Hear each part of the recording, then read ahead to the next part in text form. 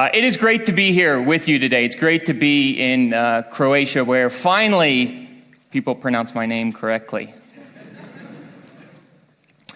And it's great to come and feel of your energy. I arrived yesterday, and I'm here just for a short time.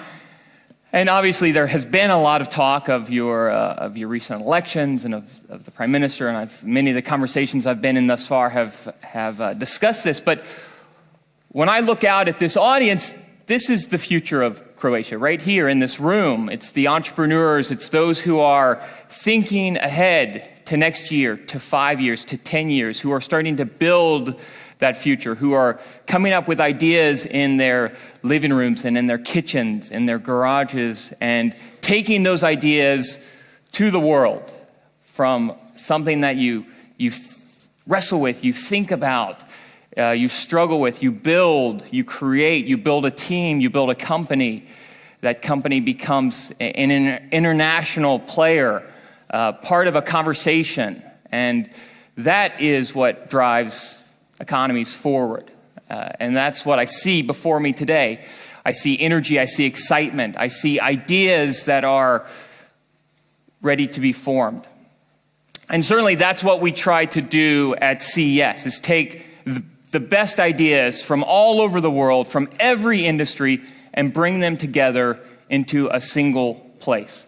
And we've done that with a number of things. If you think about what we have with automotive, the automotive space was 200,000 square meters. To put that into perspective, that would be, if it were a show, a fair all by itself, would be one of the 100 biggest fairs in the United States. And it's just one little part of what CES is.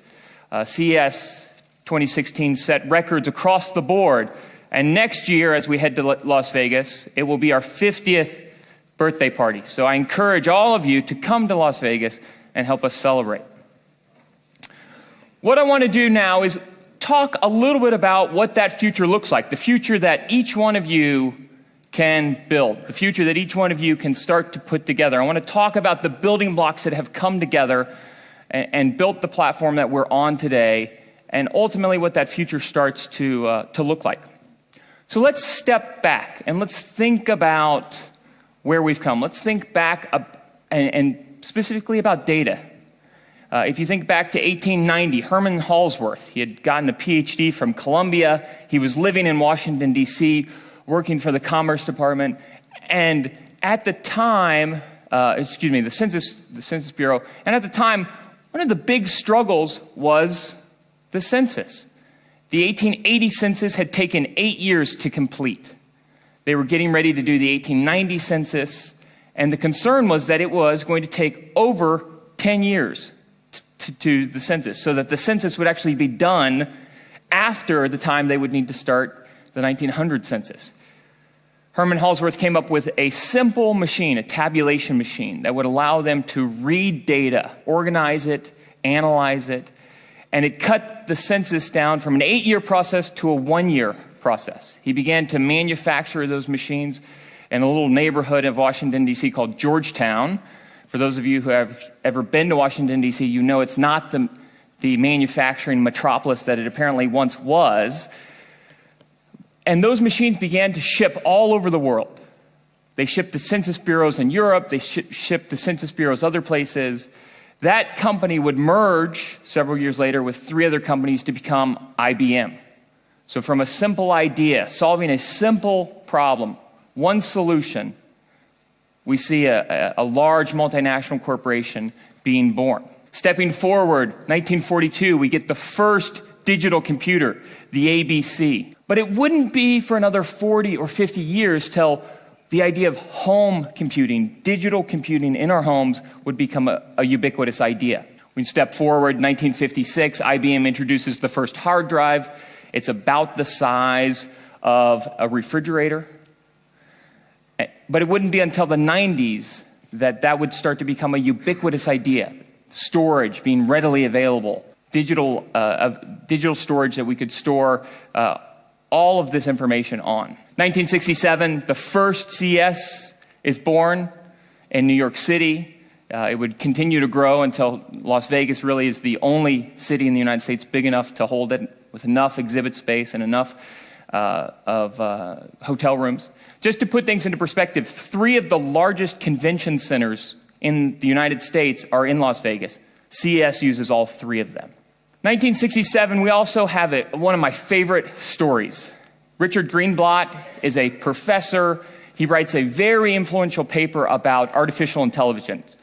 At the time, we were using artificial intelligence to do logical protocols and logical experiments. We were doing it to write things like chess programs. Professor Greenblatt, in that paper, wrote that the chess programs of today can't even play amateur chess. He compared AI to alchemy. It would be 2 years later, in 1967, that Richard Greenblatt would challenge Professor Dreyfus to a chess match on a chess program that he wrote for a digital computer with 16 megs of RAM. He would, of course, go on to beat Professor Dreyfus in that chess match. Just 2 years after Professor Dreyfus said, these chess programs can't even play amateur chess.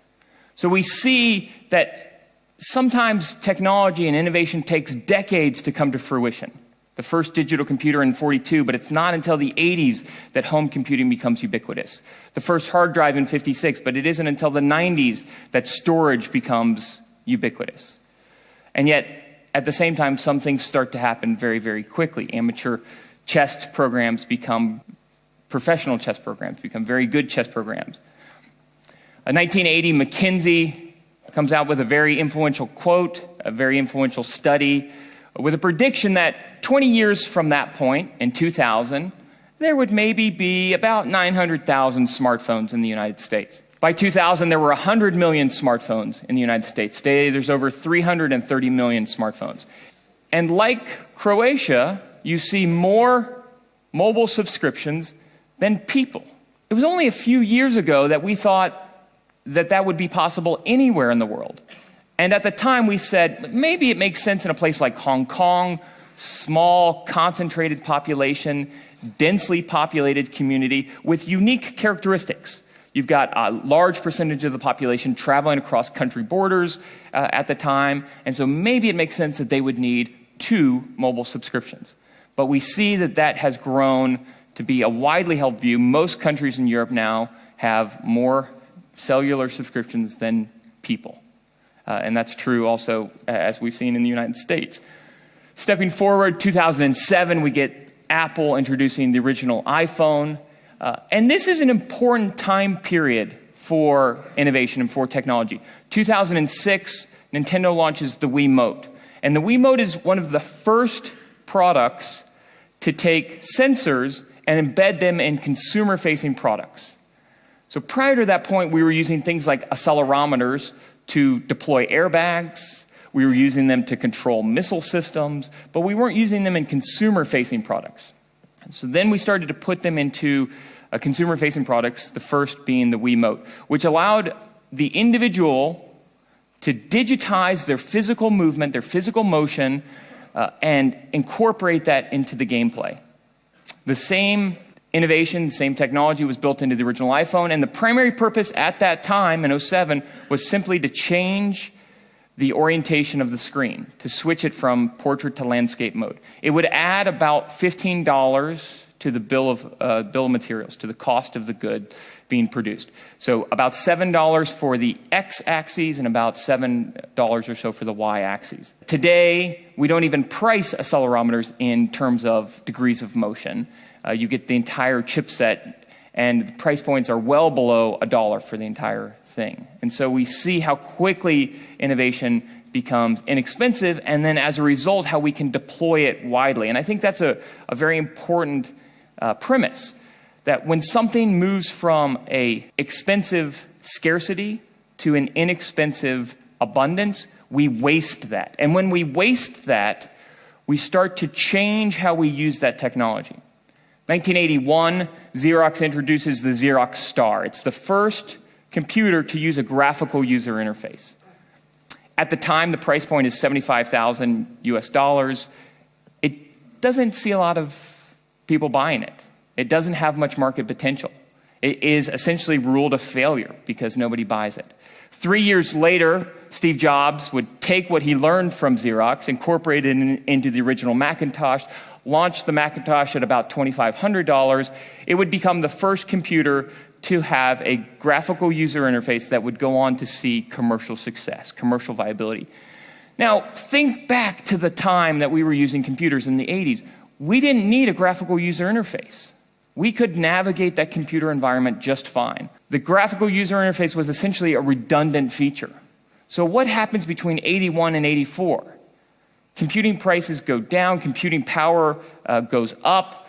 Moore's law kicks in a major way during that time period. And so what was and had been a redundant feature can now become standard across all computing environments and changes the way we navigate the computing environment. So we could have navigated it with the command windows and command prompts, and instead we start to use graphical user interface. And so slowly over time we see that shift incorporated into everything we know. And today most of us only operate computing environments with a graphical user interface. So now let's step forward. We've looked at some of the history. Now let's look at what's coming and what that future starts to look like as we take these things together. As was mentioned, I published a book last year called Digital Destiny. And in it, I provide what I call these 5 pillars of digital destiny and of our digital data. They are ubiquitous computing, digital storage, and connectivity. So let's just look at those first 3. I talked about the first digital computer we had in 1942, but it isn't until 1981 that we see the next consumer digital device. 1981, Sony launches the CD player at CES. So it's 40 years from the time we see the first digital computer till the time we see the next digital consumer device. And then it would be, again, not until 1998 that we see the third digital device. 1998, we sell the first digital television. And then, in quick succession, starting with that first digital television, we began to replace all of our analog products with digital ones. 1998, you look at places like the US, only about 3% of households are on broadband at this time. Most people who have home internet connectivity are still dialing up. We were going online and we were coming offline. It was an activity. It was a different state, if you will. And then, in 1998, as I mentioned, we sell the first digital television. 2001, we get the original iPod. We start to replace our analog tape players with digital ones. 2003, we get our first smartphone from BlackBerry, so we start to replace our analog phones with digital ones. And it continues, replacing analog cameras with digital ones, replacing all of these other analog products with digital ones. We spent about a decade doing that for all of our core devices, televisions. Computer ownership goes from 40% in the US in 1998 to 85 to 90% today. And that same trend has played out across the world, from Croatia to Hong Kong to everywhere in between. We've seen a massive uptake in digital devices. Storage goes from something that's scarce to something that's in abundance. When was the last time you went onto your computer and deleted things because you were out of storage? We used to do this all the time, not that long ago. We would go and we would delete files because we had run out of space.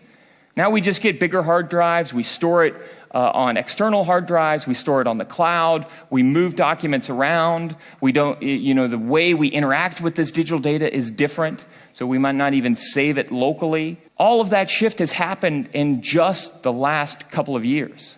So the advances that have taken place in the last 18 months far surpass the advances that we saw over the last 50 years combined. One of the great examples that I like to point to is voice-to-text. Voice-to-text was first introduced in 1995. And the way we measure the accuracy of voice-to-text is with something called the word error rate. How many words come back as an error? 1995, it's almost 100%. Right? The systems were horrible. You would say something and it wouldn't pick up anything that you said. By 2003, we've improved it to about 25%. So 1 in 4 words come back as an error. And then in the next 18 months, so in the last 18 months, we take it from 25% to 5%. So now only 1 in 20 words come back as an error. In the last 18 months, we have improved that technology more than in the first 20 years. I think that same trend is playing out across the board. All of these components, all of these things are coming together today, and they've all come together in just the last 18 months. The last points that I would make would be, connectivity, the proliferation of digital devices, sensorization, and it's really those last couple of things that have come together in just the last few years. As I mentioned, 2006 with the Nintendo Wii, 2007 with the iPhone were the first consumer-facing products to embed sensors. Prior to that point, we weren't using them in consumer-facing applications. And now you would be hard-pressed to find any consumer-facing products that don't have sensors embedded in them. At CES, we saw a number of products that are embedding multiple sensors. Obviously, your smartphone has multiple sensors, but there were a number of other products that have 15, 16 sensors. That isn't uncommon. That would have been unheard of 10 years ago. And now we take that as given. So the ability to digitize, to connect, to sensorize these environments is, I think, a very important element of what's moving forward. And again, think about how the digitization, the connection, and then importantly, the sensorization changes that environment. Mobile phones. We include 1 image sensor on the back of your mobile phone because it's expensive. As price points come down, as economies of scale go up, we then start to include a second image sensor on the front of your mobile phone. Because we can start to waste that technology. And what happens when we include an image sensor in the front of your mobile phone? Selfies, right? And we can argue if that's a good thing or a bad thing, but it fundamentally changes the way we use that device. I was just out at the main square out here, and I saw the little display that was out there. Nobody was taking a picture of it without including themselves in the picture. Every picture I saw being taken was a selfie. That wasn't possible in 2007 when we launched the original iPhone, or it was cumbersome to do. And so by including a second image sensor, we're able to make that a more seamless, fluid, enjoyable experience. And the reason we include that second image sensor is because price points went down, and we were able to essentially waste that sensor. So the smartphones I see today, the prototypes I see today for smartphones include 2 image sensors on the back and 1 on the front. So with 2 image sensors on the back, you can start to do 3D imaging. You can start to digitize tape measures. You can start to digitize other information. And that's what happens when we digitize these objects, we connect them, we embed sensors into them. We can start to digitize additional information. Information that was already there, but wasn't being readily used. And it's really those last 3 points, the digitization, the sensorization, and the connection that I think really drive us forward into the next decade. And we are sensorizing everything. You can see the surfer here. It looks like your regular surfer. Notice the black box right there on the end of the surfboard. That's a sensor unit.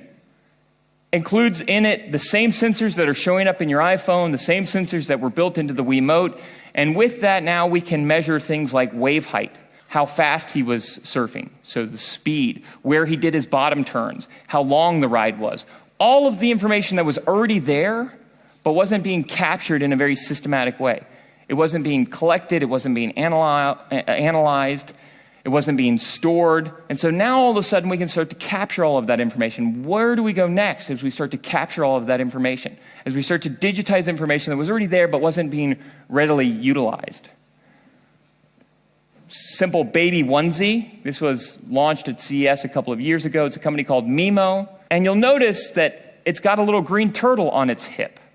In that green turtle are a number of sensors. It has a temperature sensor, so it tells you the temperature around the baby. It has a digital microphone. Digital microphone is another sensor that went from expensive to inexpensive, so we started to waste it. Most of your mobile phones, if you were to pull them out, will have two microphones on them, one to capture your voice and one to capture the noise around you and to cancel it out. So increasingly, we're embedding multiple microphones on your smartphone. Soon we're going to have 5 or 6 digital microphones on your smartphone, because right now phones do really well when they're parallel to your mouth. They don't do great when they're non-parallel to your mouth. But if you have 6 digital microphones in that, then you can triangulate where the voice is coming from and improve the call quality. So by deploying more sensors, we improve the experience. In this, we have an accelerometer, so you can tell whether the baby's awake, whether it's asleep, whether it's on its stomach, whether it's on its back. That accelerometer connects to the green stripe, so you can tell whether the baby's breathing or not. It has built into it a digital microphone, as I mentioned, so you can hear what's happening around the baby. It has Bluetooth, and so it sends all of that information to your mobile phone, so you can monitor the baby in real time. And you could imagine that over time, we'll start to tie all of that information into a bigger system.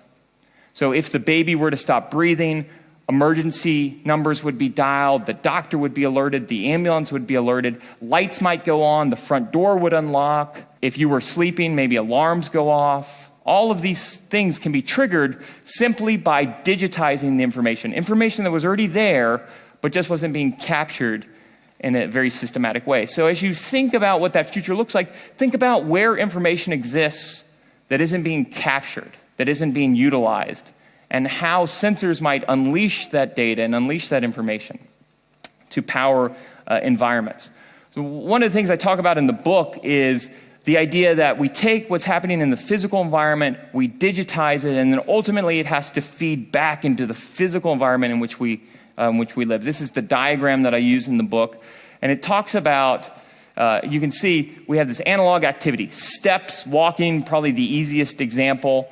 We digitize that through devices like Fitbit and others that then tell us how many steps we took. But if it doesn't then inform and influence change, if it doesn't cause us to change the way we eat, how we sleep, where we walk, chances are it's not something that's going to resonate with the consumers. It's not something that's going to feed back into our daily activities. So that's another important thing as we start to build this future that lies before us, thinking how the digitization of information flows back into the physical world in which we live.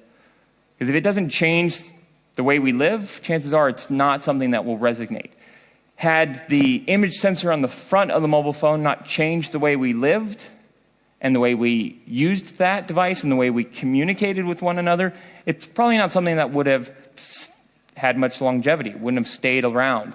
We would have discarded it because it wasn't influencing our daily lives. And that's the beauty of CES. You've got 20,000 products that launch, services, experiences at CES. Some of them will fail. Some of them aren't going to resonate with the consumers, but some of them will succeed beyond our wildest imagination, beyond our wildest dreams. It will fundamentally change and shift the way that we communicate, the way we interact, the way we work, the way we play. All of these things can be influenced simply by digitizing information that was already there. And we can start to really customize these different environments. There's so many different products that we could point to. I love the idea of transparent LCD screens. So you could imagine that you put transparent LCD screens in a storefront, and then you could change the prices. The prices could be based upon inventory. The prices could be based upon the supply and demand characteristics that are unique to that location. Advertising could be pushed to that window immediately. So if you had endorsements with major sports figures, you could then push that video clip of them scoring the winning goal in football, or scoring a touchdown in American football, or whatever your sport is. That video clip could be immediately sent to the product. You could tie that screen into the delivery truck. And if the delivery truck got a flat tire, and we would know this because it has sensors built into the tires, then you could hold the prices steady. And as the delivery truck is repaired and as it backs into the car, as it backs to the back of the store, the price of your milk or your eggs or whatever else is in that truck starts to decline, such that you sell out of your product just as new product is being stocked. So you have this much more fluid environment, more dynamic environment. And I think that's where we start to go as we digitize this information, as we move into a very dynamic environment. The way we interact with computers is changing. We used to communicate with punch cards, and some of you probably remember using those. Then over time, we added keyboards, we added a mouse. Some of you might recognize this. This is the graffiti language that was introduced by Palm with their Palm Pilot. And you can see it looks like the alphabet we know. The A kind of looks like an A, but not quite. The B looks like a B, but not quite. The G is capitalized, but the H is lowercase for some reason. And it's because it's what the computer needed. It was a hybrid language between the way we communicated and the way the computer could interpretate that communication. But over time, as I've mentioned, things have gotten better. We can now use voice, we can use gesture. The way we interact with computers is changing. You know, when Apple introduced their watch, one of the defining characteristics is that it could send your heartbeat to somebody else. Do I want somebody's heartbeat? I don't know. No, do I want all of you in this room to send me your heartbeat? Probably not. But if that's an experience that resonates, if that's something that's meaningful to somebody, then it fundamentally shifts and changes the way they communicate. And so we're in this period of experimentation right now, and I think it lasts for 5-6 years. That's why it's such a ripe time to innovate and to be an innovator, because we don't know what's going to resonate. Some of these things will resonate, some of them won't. Some of them will resonate beyond our wildest dreams. And we're developing this Internet of Me culture. And I'll talk a little bit about what that Internet of Me looks like. Think about wearables. This is Hugo Gernsback, personal TV viewer. We've been thinking about wearables for a long time. Right? This one didn't quite stick. I didn't see many of those as I was walking over here. People tripping over each other because they were watching TV. I didn't see very many of those, on the airplane. At the end of the conference, when you get to watch Silicon Valley, you're not going to be handed a bunch of these, right? So some of this personal viewing has shifted. But one of the things that happens is as we digitize these environments, we can fundamentally change it. So autonomous vehicles, we talk a lot about autonomous vehicles. What does autonomous vehicle mean? It means that you don't have to have a steering wheel in front of you. It means that you don't have to sit forward. And so if I don't have to have a steering wheel, I don't have to sit forward, I could do anything. I could put a bed in there, I could put a desk in there, I could put a hot tub in there, I could put an infinity pool in there. You can do anything you want inside that vehicle. You can customize it, you can change it, because you don't need to have a steering wheel. You don't need to have a brake pedal, you don't need to have seat belts. You can live further away than you might have wanted to. You could live closer than you might have been able to in the past. Everything changes because we digitize that environment. And if you think about what an autonomous vehicle is, it's your typical vehicle with sensors deployed all around it, right? Connecting sensors to the vehicle. This isn't a dream. This is the reality. This is the reality you see at CES. These are here today. The technology hurdles have been overcome, and now it's just a matter of getting the technology to a point that it becomes affordable for the average consumer. It's something that can start to deploy. I think in 5 years, we'll start to see these become available to consumers. And then over time, we'll grow from there. 1.7 billion PCs in the world, 2 billion smartphones. That's something that's just changed in the last 18 months. For a long time, the only way we interacted with the internet was through a browser. And if you go back and you look at the original mobile phone experience, it was completely focused on the browser. But we learned that that wasn't the type of experience we wanted with the mobile phone. And so what happens as we go from 1.7 billion PCs to 2 billion smartphones to 50 billion connected objects? What does the home page for the internet look like? What does the internet start to look like? And that's the experimentation that's before us. And we talk about smartwatches, and what I hear today still too frequently is, let's talk about the smartwatch as a device. I think that's the wrong approach. I think what we want to look at is, does the internet make sense on the wrist? And if the internet does make sense on the wrist, then what's the use case scenarios? What's the meaningful experience for the consumer? Is it alerts? Is it text messages? Is it incoming phone calls? Is it something completely different? Is it payments? Does the internet make sense on the wrist? Is it health and fitness metrics that are shared with a doctor remotely? Any number of these things all of a sudden become available to us simply because we've deployed the internet to our wrist. So where else should the internet exist? Should it exist in drones? Should it exist in our cars? Should it exist in our doorknobs, in our lights, in our seats? All of this information becomes available to us as we start to deploy sensors, we start to connect it, we start to deploy the internet. So where should the internet live next is really the question before us. Let me close with just a simple example of what this might start to look like. Netflix is coming to Croatia, right? This was an announcement made at CES. And so most of you are probably already familiar with Netflix. It allows you to stream movies through their collection. And they have an interesting algorithm. And they focused a lot on that algorithm around making recommendations. So they look at some basic demographics about you. They then take those basic demographics and they look at what you've watched, your viewing history, and they map that to what other people like you have watched, and they make recommendations. Things they haven't watched that you have become a recommendation for them, vice versa. Things that they've watched that you haven't become a recommendation to you. What if they had access to your thermostat so they knew how hot it was or how cold it was outside? What if they had access to the cameras in your home or the microphones so they knew how many people were there, whether you were sitting up, whether you were lying down, whether you were standing, whether there were 6 of you, whether you were alone? And what if they had access to your wearable device so they knew how excited you were, how stressed you were, how depressed you were? Now all of a sudden they can look and they can say, hey, Shawn, we see that you're alone, it's dark, it's quiet, you're on the couch, you're lying down, you're depressed, somebody's crying, So that's right. I mean, they could start to make these recommendations based upon that environment. Right? Maybe it's the example I love to give is the Nicholas Sparks movie. All of a sudden it says, hey, here's something you've never watched before. This is completely out of your genre, but it fits this environment. And so I think we'll start to look at these environments, start to make recommendations based upon the environments as opposed to historical patterns. Most of you are familiar with Twitter. And one of the things that Twitter allows advertisers to do is advertise to individuals based upon gender.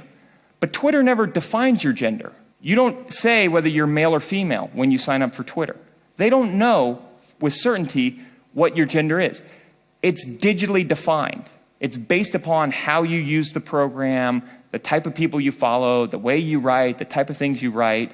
All of that defines your gender. So the digitization of this information will start to define these environments. So in closing, here are the things I think we're looking at for 2016. What do we digitize next? If you look around you, we're still living very much in an analog world. We have a few digital devices around us, but if we're going into an environment with 50, 60, 70 billion connected objects, then we need thousands of connected objects around us, in our homes, at our workplace, in our vehicles. And so what do we digitize next? How do we connect it? What's that connectivity look like? Where do we embed sensors? And then, most importantly, what's the use case scenario look like? How does it change the life we live in the physical world in which we operate? How does it change the way we communicate, the way we work, the way we do all of these other activities today in an analog world? I think these are the broad questions before us. The environment is extremely ripe. All of the building blocks are there. Digitization has become available to us. Connectivity is there. Sensor prices have dropped so that we can deploy sensors widely. And it's empowering and enabling a tremendous number of opportunities. Certainly CES highlighted that. I think you'll talk about those things today. And so the opportunities that exist before us are extremely powerful. We have the capability, like no time in history, to redefine our future. And that is the challenge that is before us. To take the building blocks that are here today, before us now, and redefine the future that lays ahead. Thank you very much.